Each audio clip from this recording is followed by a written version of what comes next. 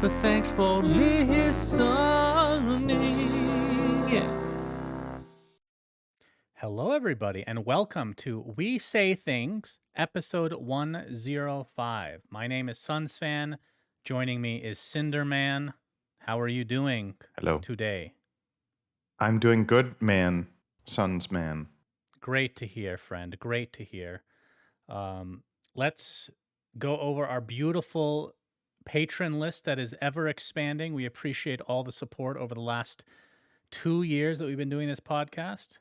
Has it been 2 years now? I actually don't. I just made that up. Probably. You might be right, though. Yeah. It's up there. Yeah.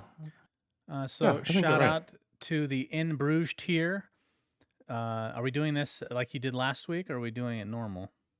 Doing it normal. Okay.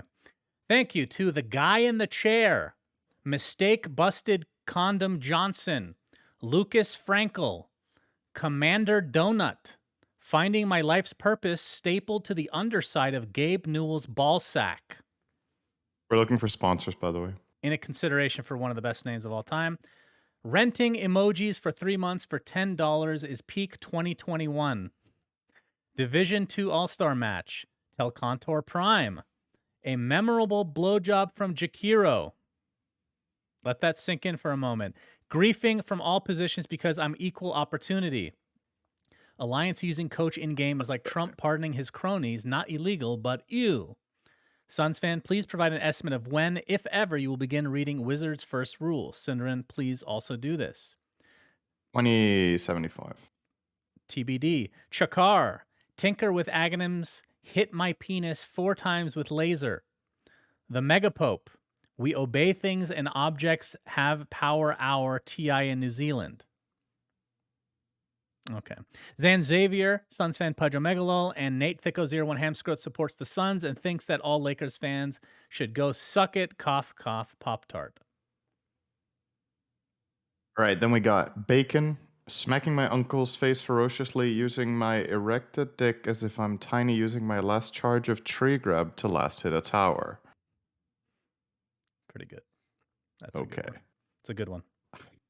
Lick, Shark TM, Novi Panda, Dop, eating chusnik makes you happy and healthy. Underscore man. Look, Ben Broomhead is very lazy. Changing his nickname every week is a lot of effort. He tries his best-ish. Pitch Black, Wooden Aftertaste, Dun Talk, Wait. Joseph Batchik. Okay. Anonymous. Go ahead. Oh, Anonymous. Wait, what does it say there, actually? It's anonymous. You just misread. Keep going.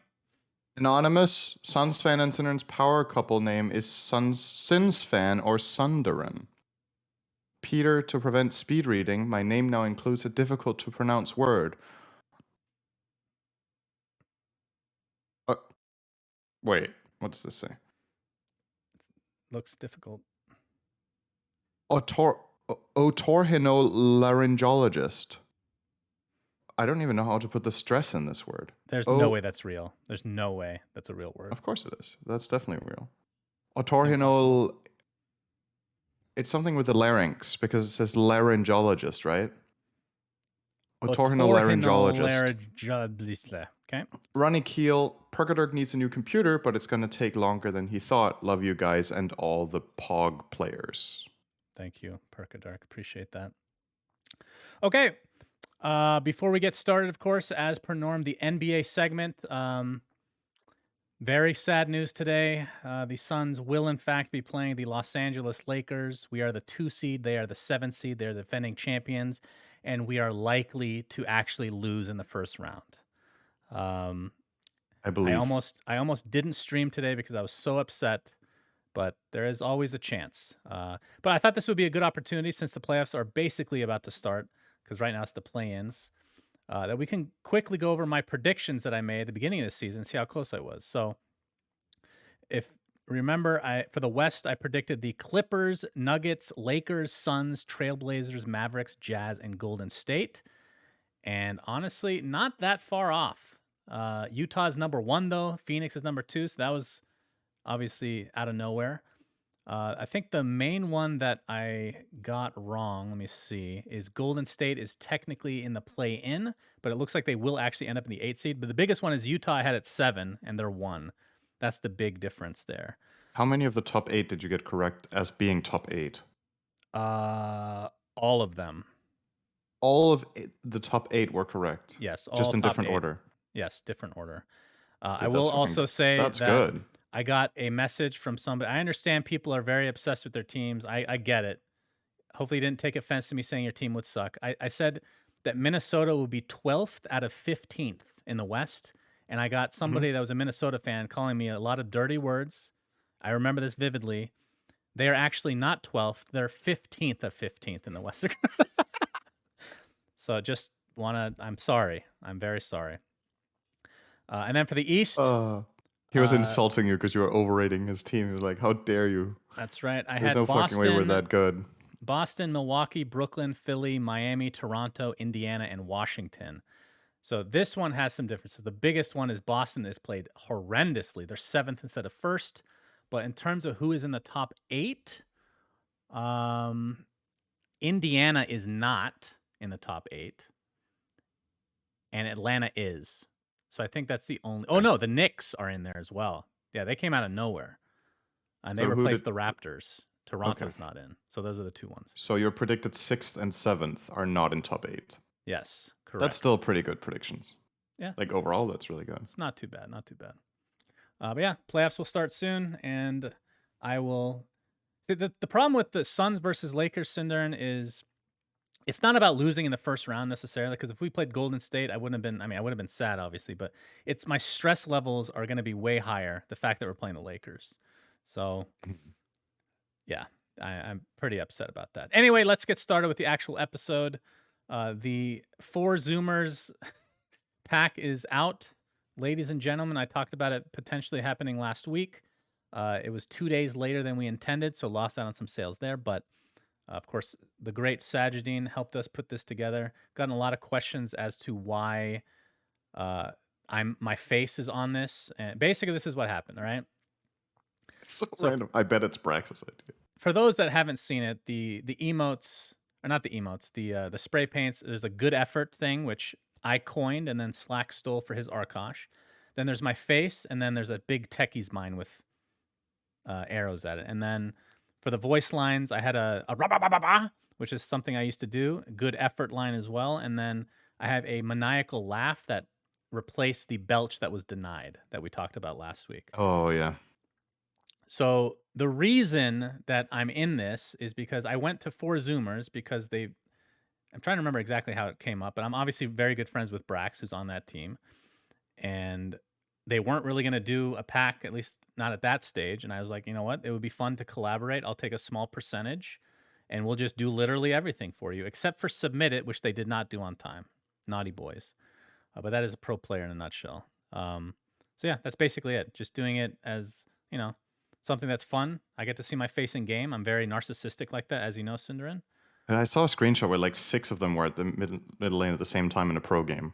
Wasn't That's that in a right. pro game? That was four Zoomers. It's a tradition now for them to put all 5 in the mid lane before you get the runes, because it intimidates the enemy. So that's Right. kind of the idea. But yeah, that's basically it. I don't have the list here, but a bunch of new teams were added as well today or yesterday, if you guys are watching this. Which is the third iteration of the subscription. None of the prices have changed, which I guess I'm not surprised with because they don't typically will change stuff like that on the fly. Mm. But some notable ones, you guys should go check out the loading screen for the cut. That's the best loading screen by far. And yeah, a lot of cool stuff is definitely in there. So if you want to support the teams, check it out. If you don't, totally understandable because it is overpriced. I will still agree with that. But yeah, based on what you've seen, Cinderin, what do you think of? We talked about the price, but what do you think of like how it's empty? Are you annoyed with how many voice lines there are now? Because they're all like all chat essentially. I think some of them should be team chat. That's the first thing. I think that it's just like they've just put all of them in and made them all chat when some of them fit more for team chat, in my opinion. Like the voice lines that the teams put in are kind of designed to be for your own team. Like the Arteezy line, for example, that says "Stop jungling, let's push." Like, why is that an all chat line? That's a bit weird, right? Doesn't really make sense to me. But I would say overall, it doesn't bother me. I wish the sound quality was better. That's the main thing. You don't like the sound quality of the 4 Zoomers bundle, Cinderin? Yours is some of the better ones in sound quality. Like Thank you. the thing about the voice lines that Valve put in the game is that they're like studio recording quality, right? And some of these just, yeah, are not studio recording quality. It's a headset mic and a little bit of Audacity or something. It's not great.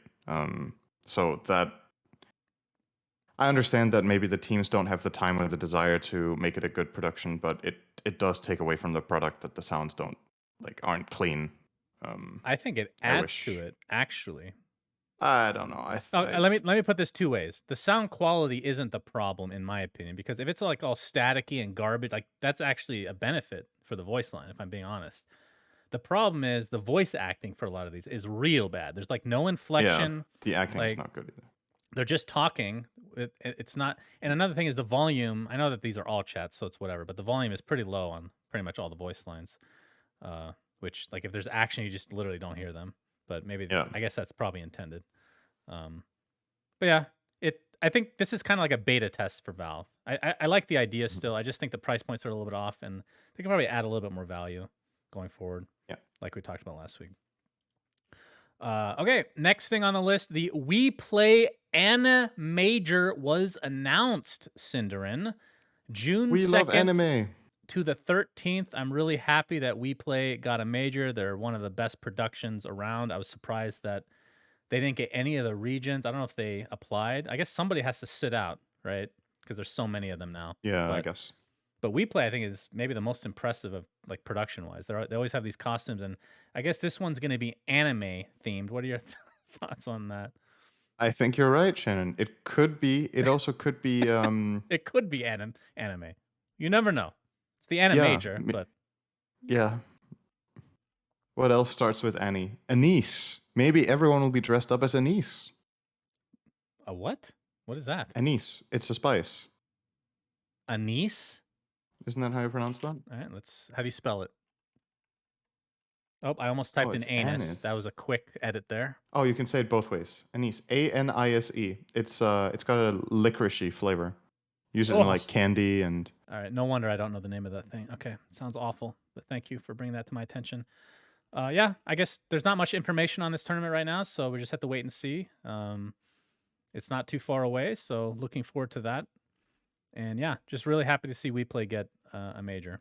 Now, I don't know what the Corona situation is in Ukraine, but I'm sure they have things squared away, so not too worried. Okay, going forward, which kind of leads into it's a good segue, I suppose. The DPC in general, we can talk about some results. Some teams have already qualified for that AniMajor and all that good stuff. So I'll start with NA since this happened again. I don't know if you remember this, but we talked about this last time around where Quincy Crew beat EG. Yeah. And then they were basically guaranteed to go to the major as like an upper division team or whatever you want to call it, as long as they beat Undying, which was like their last match. And they did not beat Undying. So then there was a 3-way tie between Quincy Crew, Undying, and EG. And then, of course, EG ends up going on top. Quincy Crew gets second. And then, of course, MSS doesn't go to the major. So they don't get top 8 there. But they beat EG again. They beat them again. And EG is stronger, way stronger than they were back then as well. It was some impressive gameplay. They won game 2 and 3. And game 2, I don't know if you saw the clip on this one, Cinderin. Yawar was playing Medusa. I did. And he had like, was it 2 rapiers or something like that on him? It was a really late game situation, just in the mid lane. He gets killed, tossed in the air by EG, buys back, actually starts teleporting because doesn't realize that he's actually back in the fight immediately, but they win. So essentially it's not 100% like the reason they won. I think let me put it this way. It would be very difficult for EG to lose that game because you have 2 rapiers on the ground that you're able to instantly pick back up on a Medusa that took forever to kill. They won because of that buyback for sure. Yes. So they win that game, and then they win game 3, and now they have to beat Undying, and then they're going to the major again as upper division. And all of that because Abed couldn't keep the toss in his pants. That's literally all he had to do. He had to not toss. But he threw the game. you can't blame him, right? You can't blame him. Nobody thinks about that there. They're just like, all right, let's kill the Medusa, commit all your spells. You're not considering the buyback. And even if you were, which I am almost 100% sure nobody was, they probably don't think it's an issue because the rapiers are dropped and they're going to grab them, right? But yeah, that was a crazy way to win a game. Quincy actually had a pretty big gold lead going into that fight. I think it was like 15k.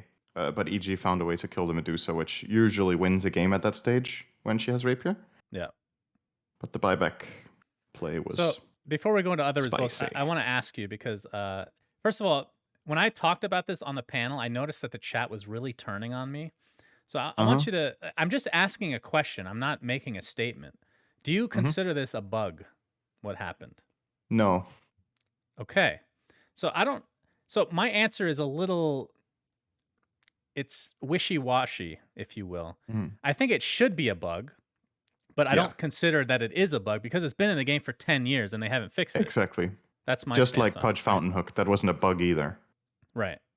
They removed it because they thought it was broken or stupid. But this has been, I mean, you could call it a known bug, if you will. But usually bugs in the game, Valve, like game impacting bugs that, like, let's say there was like a 6 hour window or something where Chen could use Holy Persuasion on Roshan, right? Like those kind of bugs get hot fixed. If they're That was crucial, they fun. get hot fixed. So it's not like Valve isn't interested in fixing bugs that are important, right?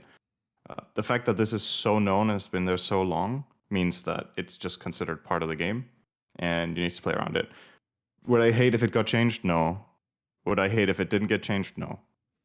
So I mean, it's just there. if it It's didn't one of the many exist, small then like we wouldn't things. have had this mega hype moment.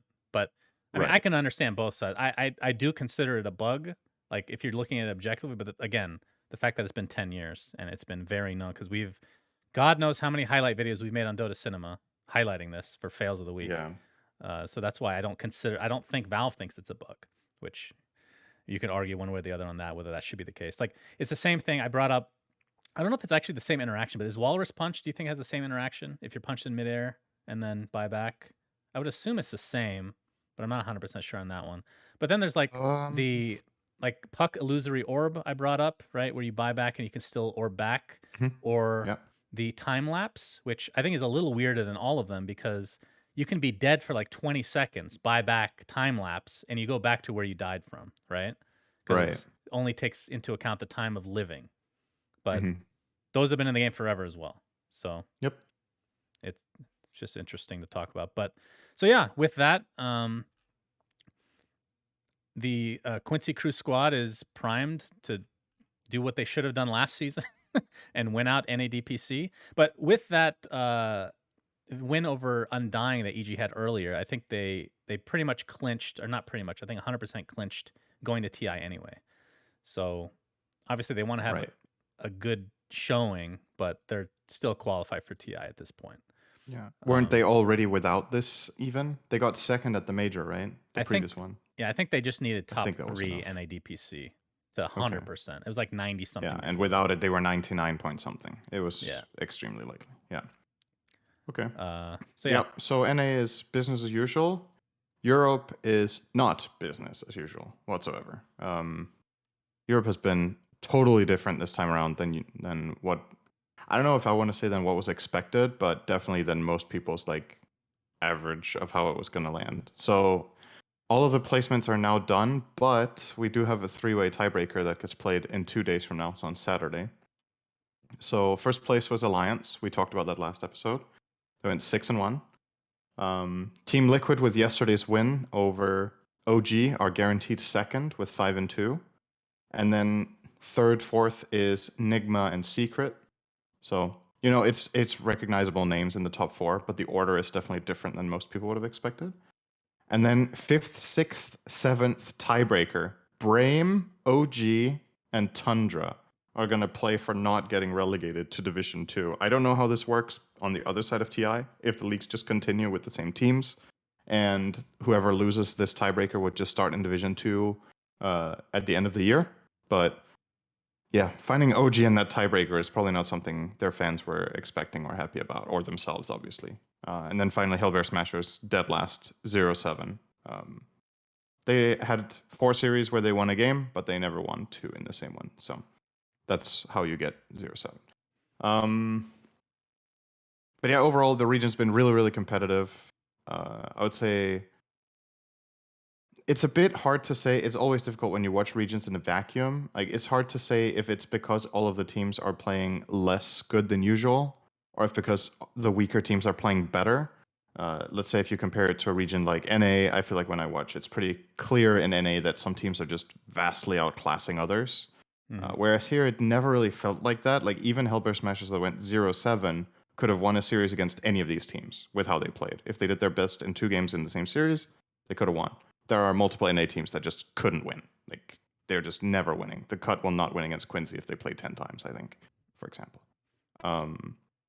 Whereas, and then we have a region like China, which is insanely competitive right now. But again, it's hard to say if it's because all of the teams are playing exceptionally well or weaker than usual. But China is basically the Eastern version of Europe this time around in terms of competitiveness. So it's not completely done yet, so let's not conclude on it. But again, the series are very close in that region as well. Okay. That's the main ones I've been following. We can try to just follow up on the rest if they're done. I actually don't even know if SEA is done yet. SCA looks done in terms of. Oh no, there's one more series between Neon Yeah, there's a little and bit left in SEA T1. as well. So I guess we'll conclude on the rest next episode. That's when all of the regions are done. Yep, sounds good. Yeah, we can talk about all the teams that have qualified for the major and whatnot. Yeah. Well, we can talk about a bit here as well for TI. This is a tweet from Knoxville on the percentage chance of a team getting a TI direct invite. So VP, EG, and IG are 100%. Team Secret is 99.99%.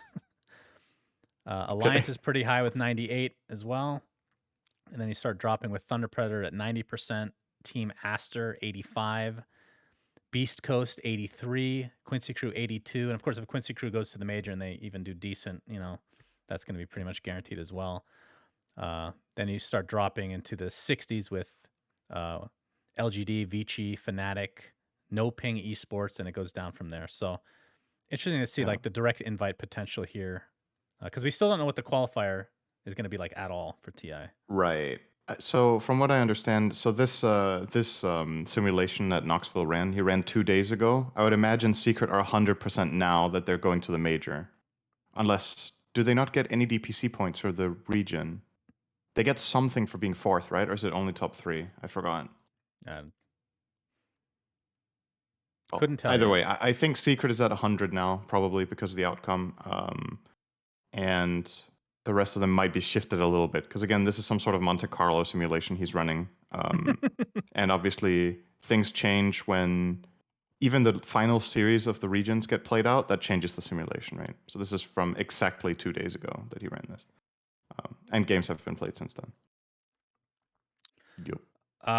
Okay, so I'm going to talk briefly about a drama thing that, that occurred for the lower division NA. So I want to quickly talk about lower division NA because it actually is interesting. So D2 Hustlers is this team that has some old names, like 1437, who of course I'm pretty familiar with because he used to be on DC during the 1.5 iteration of that, I guess you could call it.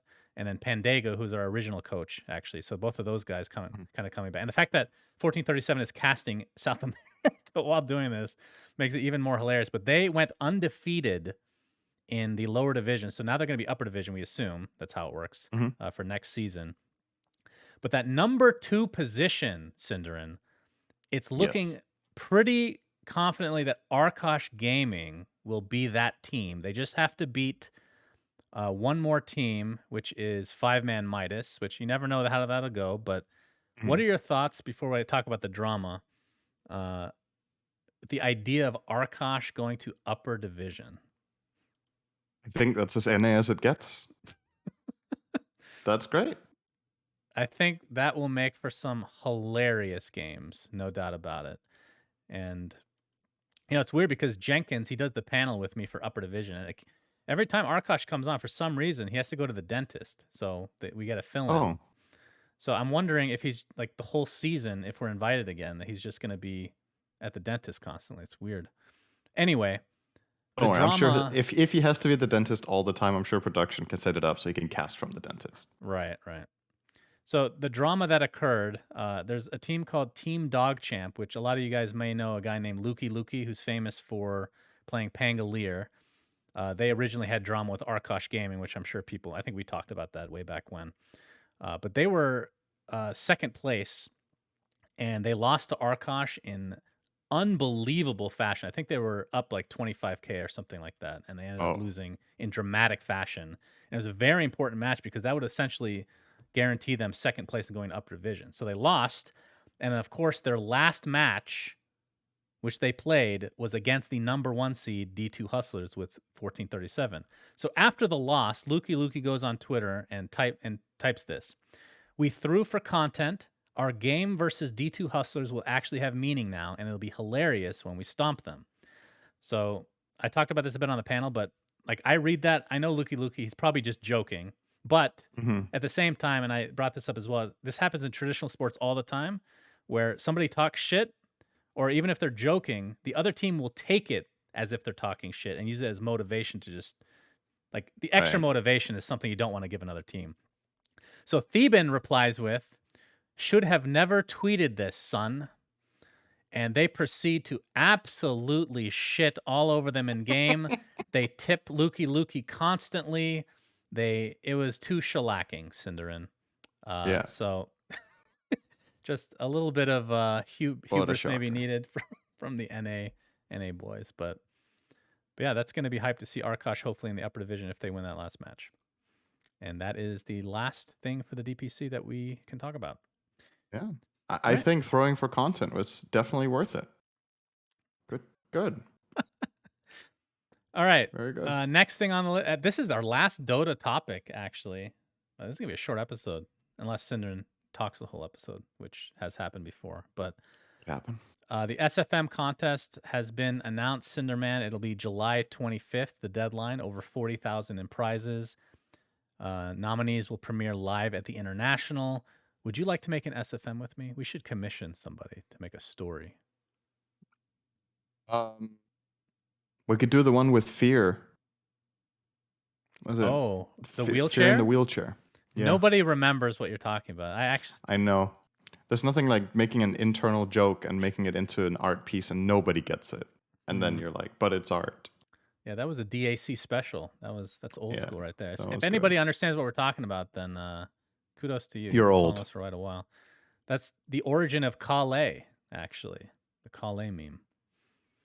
But yeah, Um, SFM contest is always cool because you get to I'll see voice act. people. I'll voice act one with you, Shannon. If you get someone to do the SFM, we can do the voices. That sounds like fun. Yeah, it. The last time we did an SFM, I don't know if you remember, it was Captain's Draft. I Hmm? was really excited about it. It's one of the coolest things I've ever been a part of making. Obviously, I didn't do the SFM itself, but we did the voice acting and the storyboard and all that stuff. It was based off of Indiana Jones, and it got like no views. So I've been heartbroken ever since. So I don't think I'm going to step into that arena again, sadly. But one of my favorite content pieces of all time, for sure. Okay, that's all the Dota content, Cinderin. Nothing happened this week, apparently. But luckily for us, other things have happened in other games. So you guys may remember that we talked about from Valorant, Sinatraa getting, I don't know if he was suspended from his team at the very least and from Valorant in general for sexual assault allegations and potential like videotape or audio tape or whatever it was. So Riot has come to a ruling. I will read what it says. Oh my god. I didn't. Okay, sorry. I have to say this. I didn't get this because I was reading the headline, right? Oh, yeah, yeah. The headline says competitive ruling colon J and then in quotation marks Sinatra, his nickname won. So I read this as he won a Right, trial.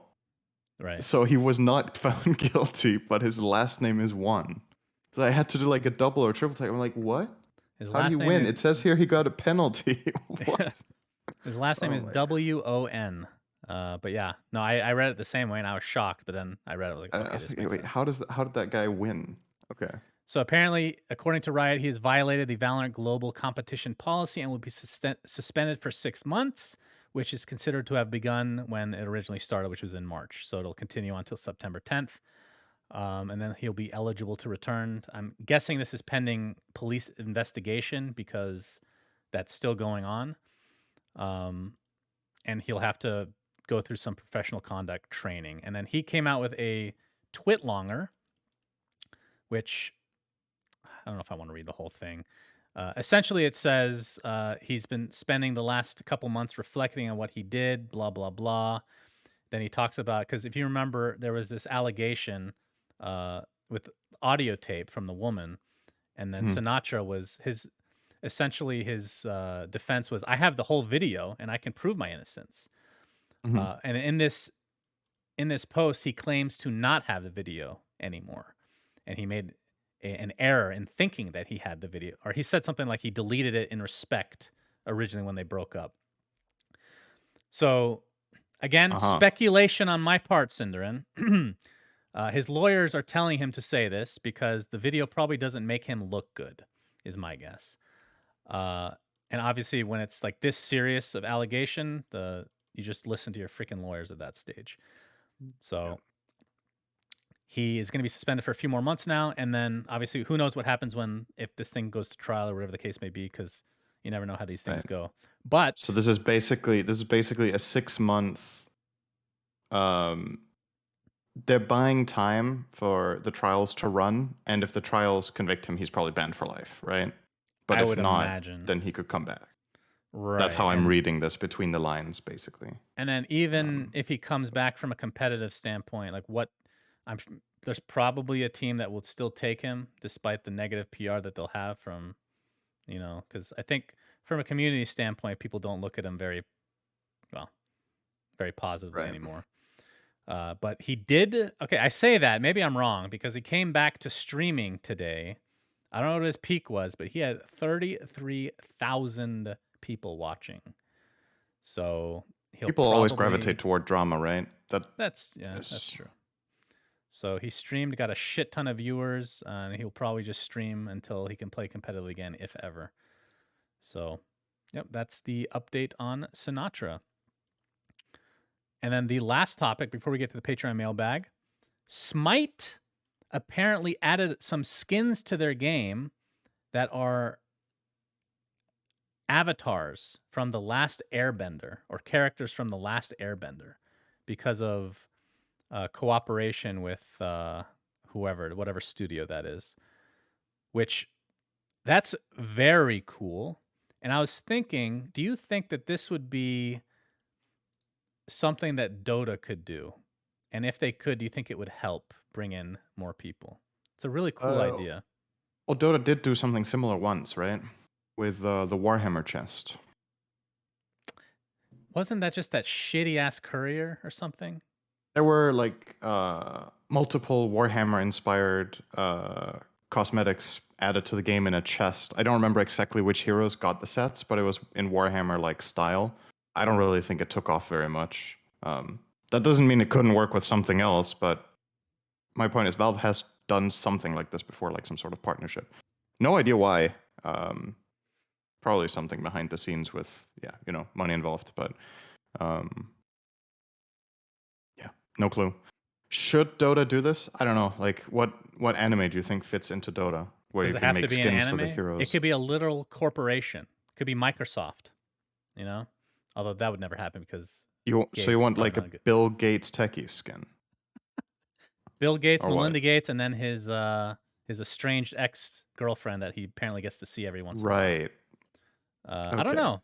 I think I couldn't think of anything off the top of my head, but like I figured that you would be against the idea of them doing something crazy like that that would completely break the lore of I Dota, mean, I feel like it right? should at least fit in the universe, right? That was the thing about the Warhammer sets, was that they were still suited for the characters. Like they clearly had like an inspiration of Warhammer in like the art style or whatever, but Right. it didn't like turn techies into Bill Gates. Okay, that's not what it did. But if you if you literally take another show, put it into Dota, and just let them be the characters, then yes, I'm against it. But if you get Okay. inspired and make sets that remind you of something else, that's okay. What if okay, I understand. I pretty much agree with that. But what if, let's say somebody was coming from the future, okay, Yeah. and they told you definitively by doing that, you would double your player base. Would you do it? Would you be okay with it? What a weird question. I It's guess a high that's worth the sacrifice. Yes. thing. I just want to know what, like, where your threshold lies with these, like, moral decisions, you know? Because Yeah. I know you hate. See. I hate those questions. It's like when somebody says, "Okay, how much, how much would you suck a dick for?" And I'm like, I don't fucking know. I don't know. But everything has a price, dude. I'm like, Yeah. yeah, I don't know what the price I do is. that with my girlfriend all the time. She hates it because then I'll Yeah. just lower the amount by like $10. Well, not the suck a dick part, but other weird stuff like uh Yeah. but I don't know. I like these. I think we've had this conversation before. Like I like the hypotheticals because as long as you set like a base rule set that you can't, you know, go too crazy on, it makes for interesting Oh, conversation at the very I least, right? love being hypothetical too. It's the thing where people say, "What is the limit?" Like that's just like I don't know. I like thinking hypothetically all the time about things, but Do you when I'm really put on the though? spot like that, like, but yeah, okay. I don't know if that makes sense. It makes sense to somebody who's listening to this, and they will be like, "Yes, and I understand," and that's enough for So me. Hypothetically, somebody gets it, and that's good. so okay, now I have a different question, random question, Okay. because I happen to have like a good, you know how some people are just randomly good at stuff. I that don't matter at all, which, that's my life in a nutshell, I guess. But there's something I for some reason am good at. I'm good at picking up voices. Like if Mhm. there's a cartoon or, whatever the case may be, animated feature, I like and there's a famous actor or somebody that's even like halfway known that I've seen, I pick up their voice immediately. Like I'm like, oh, that's the guy from that show. Even if I don't know their name. So I was playing Dawnbreaker lately. I'm like, Mhm. God, this sounds just like that character on Castlevania, the chick from Castlevania. And it turns out it was. So, do you think that that is kind of lore breaking, where you have a character from another show, and it's basically the same voice, just with a little Mhm. editing? It's the same idea with like Dragon Knight, right? The guy from Yeah. Final Destination, like you know who he is immediately, and he's fucking Mhm. doing the voice for Dragon Knight. Isn't that kind of the same conversation to it's obviously a smaller degree, but you know what I mean? I guess it's kind of like Emma Watson when she was in Beauty and the Beast, and I was just like, "Fuck, man, when is she gonna whip out the wand and start Alohamoring all the locks in the city?" You know, it's like you can't possibly do two things, right? You're Hermione for the rest of your life. That's all you can do. Um, But this is voice acting. Like a voice actor in theory, like I understand if you have like a deep voice, it's just very satisfying to listen to, but you should have some range so you don't sound like a character from another show at least, you know? At least that's how I consider a good voice actor. Like if I do voice acting and somebody doesn't know it's me. Okay, here's a good example. This is why I'm such a great voice actor. First of all, the belch, nobody can know that's me. Nobody knows that's me without me saying okay, it. so But this is why I'm a good voice actor, not the professional voicing Dawnbreaker. Listen up. This no, is no, but the real one is the voice on the Lorgasm videos where it's Mhm. like, wait, what's the beginning line again? You've watched Dota for thousands of hours, whatever the hell it is. You've played Dota. Mhm. A lot Yeah, of people do not know that's me. They think it's right. Slacks. And that, I don't know if that is a compliment Yeah, I or don't know if not. that's good voice acting then.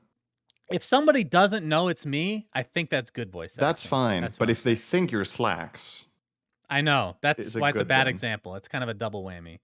Mhm. Uh, but yeah, it's funny because back in the day, God, it's actually so cringy to think about this. And I probably told you about it and you probably forgot unless you have an amazing memory. I do. I once submitted my voice lines Mhm. to Or a Ice hero. Frog and some of the Valve employees for a Mhm. hero before that hero was released. Yeah. Do you remember what the hero was? I don't was it Troll? No, it wasn't Troll. Bloodseeker? All right, I'm gonna do the voice now. I don't even know if Okay. this is good voice acting. First of all, I sent it in with Mhm. no editing because I didn't know how to edit back. This is literally like 8 years ago, 9 years ago, whatever the hell. Mhm. So back then, even though I was in my mid 20s, I felt like basically at the maturity level of a 15-year-old. So I thought I was good at Right. editing. So Mhm. I sent. God, it was so cringy. I probably have the voice line somewhere, but it's basically I I did the voice line, for the character, like a couple lines here and there, and then I read something. Thank you for consider. It's like thank you. Hold on. Excuse me. Thank you. I can't. Well, I can't do it anymore. Good. I can't do it anymore. Shit. But it was a Was deep that your voice. submission for Wind Ranger? Wind Ranger. Is the Man. cursed arcana like Legion Commander? Wait, okay, Demonic Wind Ranger. can I do the peon though?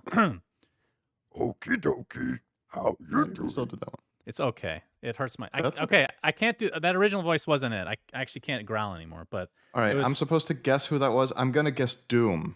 no. Doom was out right away, I think, right? This is a hero that wasn't yeah, out he yet. was actually. This hero came out Wait, a couple Who the hell could you be then? it was like Who even has maybe that voice? 2 years after release of Dota. Terrorblade? Do you need a clue, young man? I mean, I'm yeah. fat and juicy. Oh, was it? Oh, it was Pudge. Okay. It was I'll give you another clue. They changed the name of the hero from Dota because of copyright issues. Wait, so it wasn't Pudge? It was not. Pudge was in he was in TI1. You think I sent my That's voice lines right. for TI1? Pudge was there too. Underlord? Yes. Pit Lord, who then became Abyssal Underlord, who then became Underlord. So that was my cringy efforts there for making Dota a better place, I can't do it. Okay. What the hell? So I've been thinking a little bit more about the thing you said with voice acting, that it's immersion breaking if the voice sounds like a character from a different show or whatever. Yeah. I suppose to an extent if you know the voice well enough, but I think that's such a minuscule amount of people that have that ear for it that you do, and on top of that have also seen the other show. Like I know, like sometimes you will recognize a voice from somewhere, but I don't know if that like really. Do you feel like whenever you play Dawnbreaker, you think of Castlevania Every time she talks, yeah. because of it? Literally Yeah, every time. okay. Yeah. Yeah. How do you think about a voice actor voicing multiple different heroes in the same game? Like in Dota, we have, I think it's one voice actor that voiced like 6 or 7 heroes, and you Yeah. can tell it's the same guy. Well, sometimes you can do you tell, think about sometimes that? you can't, but I think it's fine because it's different accents. Like again, I'm not saying I dislike this, that it's the same person Mhm. from Castlevania, but it's literally the same voice and the same accent. Like there's no difference except for slight editing, like Right. an echoey thing that they added. So for me, I don't care. That's fine.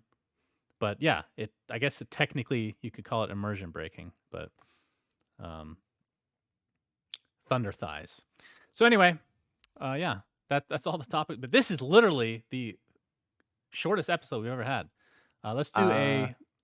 Maybe no, yeah, maybe actually. I'm sure you're gonna take a long time with this one. Yeah. I'll be slow for content. Okay, this Throwing for question. content. Throwing for content. Thank you, Lukey. This question is from, or if 1437 was here, he called him Dookie, which he did in the interview, actually. This question is from Ian. He saw a tweet from Knoxville about how it is probably best for Undying's TI hopes to lose to Quincy Crew. How big of a problem with the format is this? Is it ever okay for a team to lose or not try as hard because winning might not help them? If not, how could that be prevented, etc.? So, Yeah. correct me where I'm wrong here because I actually forgot the details. But basically, EG is guaranteed to go to TI already. Yeah. And it's in Undying's interest for Quincy Crew to get directly invited to TI as well, because then, Yes. if let's say there's one regional spot or however many, they're going to be in the front of the line, right? Yes. So technically, it's in their best interest because if they do beat Quincy Crew, then it goes into a 3-way tie, and then let's say they go to the major, they might just flop out, and then they have to play Quincy Crew potentially in the regionals as well. So it's basically the opposite of calling the competition, right? Like you're not taking them out; they're succeeding, and therefore you don't have to face them. So what do we think about this? I think this is an unfortunate result of how these formats work. Round Robin has some very clear weaknesses as a format, and it always has had that. This is one of them where especially when you run it over multiple seasons and it can matter with qualification spots, that it's in a team's interest to lose.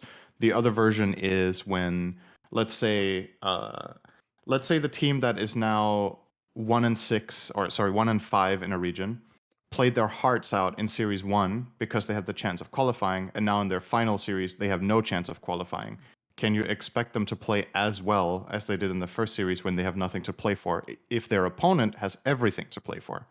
So let's say, let's just make a hypothetical here. Let's say Quincy, EG, and Undying all need to win their last games, and none of them play against each other. And two of them are playing against teams that can realistically still stay in the division, and the third team is playing against the team that's bottom of the barrel no matter what. Is that quote unquote fair? One way of looking at it is yes, they're all playing the same teams once. The other one is, well, it matters a lot for the team's motivation, their performance, when exactly they're being played in the groups. And that's just random, right? That's round robin for you. Mm. Now, if you're asking me what Undying should do, from my perspective, the right sportsmanship way to do is to try to win every game, even if you have nothing to play for, out of fairness. I have actually been in this situation myself back in the TI7 qualifiers when I was playing with Crescendo, where our chance of getting into the playoffs was reliant on a team that was knocked out beating a team that was in the top 4, and they did. And therefore, we got a chance at the playoffs. So we were just sitting there cheering for them to win, which we had a lot of respect for, right? That they tried to win, even though they weren't playing for anything, because that kind of completed the integrity of the round robin, it felt like. But the difference is this is not a team that's playing for the sake of fairness or for the benefit of others. This is a team that's arguably playing against their own interest, which I have not seen this situation before, but it can happen because it's a multi-season thing, right? What should they do? I don't know. Or rather, what action should be taken? Let's say they lose on purpose, or they just no-show, right? What Well, then? no show that you can punish for that, but proving that the team's not trying as hard is pretty difficult. I mean, we've seen a lot of cheating scandals, of course, but Mhm. if you're playing against a team that's better than you anyway, like nobody's going to think you're throwing, right? I mean, having said that, I don't think that I think they want to win still. I don't think that's going to I change think so anything. too, but it's a really bad situation to arise. That's the problem. It really sucks that round robin has this weakness, but at the same time, we can criticize it as much as we want. If we don't have a better solution, then this is the one we have. Round robin is really good for a lot of other reasons, but this is the one downside it has, is generally the final week. For all the other weeks, it's great, it's fair, everyone plays each other. It's a really good way of seeding teams because they all get a chance to play each other once. I think But you'd yeah, be hard the pressed final to weeks find a just have format that doesn't have some tanking. Like, exactly. if just based on my experience watching professional or traditional sports in the US, that happens all the time. The NFL is maybe the most obvious because it's literally like the number one pick goes to the worst team. There's no lottery involved. There's no RNG. The NBA, Mhm. you get a better chance of getting the number one pick if your record is worse. And then, of course, now with the play-in situation that they added this year, there's even more teams that are like sitting players towards the end of the year to make sure that they don't go up in the standings because their matchup against the team that they would play is actually bad, and it's actually better if you get lower in the standings. So it happens in Right. every sport. It's just the thing. The fact that this hasn't really happened yet, really, that I can think of at least, to me makes it seem like this is actually pretty good format. Minus Right. some things This that they is can obviously fix just for other standards that haven't been met yet. yeah. I mean, this could have technically happened the last couple of years as well, right? With how direct invites worked as well. Yeah, technically. Because I don't see a reason why this couldn't have happened in 2019, for example. I think you didn't have like a set amount of slots per region, right? As long as we had the DPC season where teams could go and get points and directly qualify independent of their region, we could have had 4 NA teams in theory in 2019 at TI. If they all did great at the majors, then it would have been the same situation where then you're hoping that you lose so that the other team goes and you can win the qualifier easier. I guess so. One thing to think about as well is that we're talking about this from a very one-dimensional perspective, right? Which is, okay, for TI chances, it's in your own interest to lose because then you hope Quincy does well. But Quincy and EG both going to the major is not enough. Like, if Quincy goes to the major and lose out, that's still not enough for you, right? Whereas if you win and you get to go, you kind of have the destiny in your own hands, where if you do great at that tournament, you could qualify from just playing super well at that major, which could definitely happen. Like, it's happened before. So I think a lot of teams prefer that route where it feels like they're in control of their own destiny. And even if they would have lost, there's no guarantee that Quincy would have done well enough anyway. And then you just lost. And then you're sitting there bitter that you didn't do better, right? Right. So I think... Pretty hard to avoid. Okay. I guess, let me see. Either way, hang on. So how is it works with upper division? Let me see. So in NA, yeah, only 2 teams go at all. So Undying getting 3rd would not get them into the major wild card. They just don't go at all. Because it would be another thing if you started 1 round lower, right? But then the whole debacle wouldn't be the same, because then Quincy would also go regardless. So yeah, never mind. Doesn't make sense. Okay, Yep. Second and final question from Lucky Bert. This one has been in the mailbag for a while. I just could not think of anything. Pick 3 categories / competitions. Anybody in the world can challenge you. You both compete against each other in all 3 categories. You need to win 2-1 or 3-0. Which 3 categories / competitions would you pick? Example, Dota 1-on-1, knowing the most decimals of pi, most eaten hot dogs in 2 minutes, blah, blah, blah. Right. So you pick 3 things, and you need to win 2 or more against any person in the world with the highest probability. Right. Okay. I think... So I can go first if you'd like. Right. So number 1, very easily belching. I think I'd be a... How do you even measure that? I would be by decibels. Loud belching? What do you mean? Yeah. Loud or long? Like, how do you measure how good you are at belching? Is it about loudness? Loud. Consistency? Yes. Loudness. Loud. Okay. Now, having said that, I've seen some videos of people that are very talented that do it in public, and I know I can't compete, but I couldn't think of anything. I know versus like an average person, I would destroy them. It's not even close. So belching, number 1. Number 2, another useless skill that I mentioned on this podcast today, recognizing voices in shows. And the third one, another random one, which actually, this is probably the most legitimate one, in my opinion at least, being able to pick the 5 best Dota players to win a TI, to be the best team. Looking at it from both a skill perspective and a chemistry perspective, and getting along type of thing. God tier GM.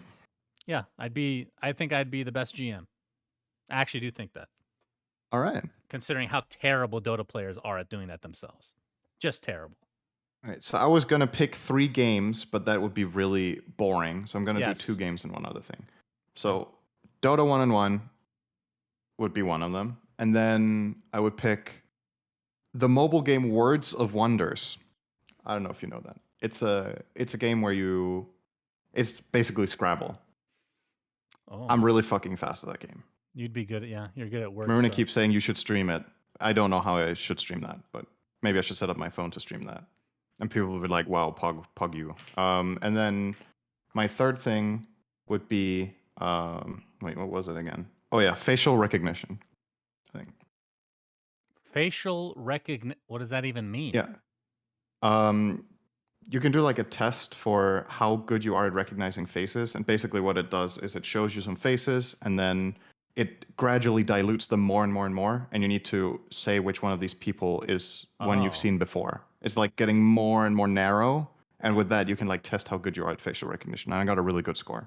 So you can remember faces very well. Yes. Wow, that's a good skill to have. It's like your audio thing, right? Or your voice thing. I have that with faces. Mine is useless. Yours is actually useful. Like, I don't know how many Valve employees I've met several times and say, "Nice to meet you," including Yule himself. 3 times I've met him. Nice to meet you. Yeah. Oh, nice to meet you. 3 years later, nice to meet you. Never seen you before.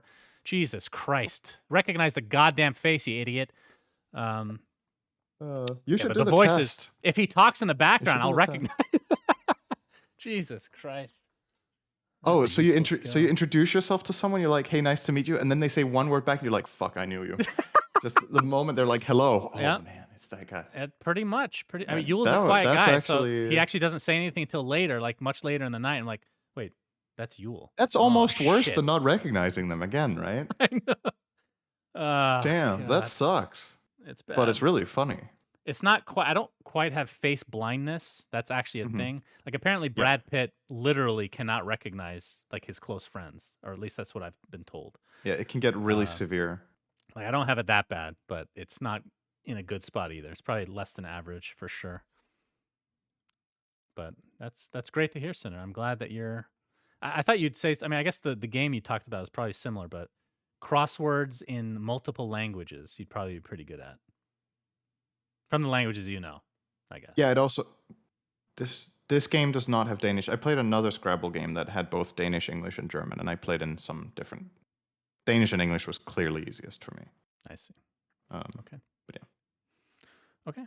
Well, that brings us to the end of episode 105. Thank you, everybody, for joining us. As always, Sunsfan and Cinderin bidding you all adieu. Have a great rest of your week. Goodbye. Until next time. Goodbye. Subscribe. We say things that don't mean anything, but thanks for listening.